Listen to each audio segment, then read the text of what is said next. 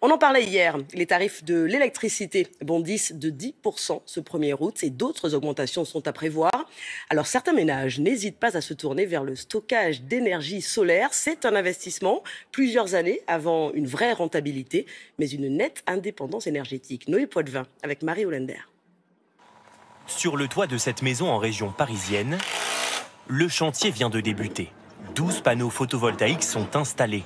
Virginie Laz souhaite réduire sa facture d'électricité. La promesse de son installateur, 50% d'économie. Là, si je regarde la facture, on est à un peu plus de 2 000 € par an. Donc, si on arrive à réduire de moitié, c'est toujours ça de gagner, c'est toujours intéressant. En plus des panneaux, elle a choisi un système innovant. Dans ce coffre blanc, des batteries de stockage. Elles vont emmagasiner toute l'électricité produite lors des jours d'ensoleillement qui n'aura pas été consommée immédiatement. Un surplus d'ordinaire réinjecté dans le réseau public. D'accord, donc en fait, forcément, le courant passe par la batterie avant que je puisse le consommer. Exactement. D'accord. Donc le courant qui est produit directement par les panneaux sera directement stocké dans la batterie avant d'être transformé pour être consommé dans le logement. D'accord, c'est bon, ça va. Un investissement conséquent, 28 000 € pour cette installation, mais le coût devrait être amorti en 7 à 11 ans.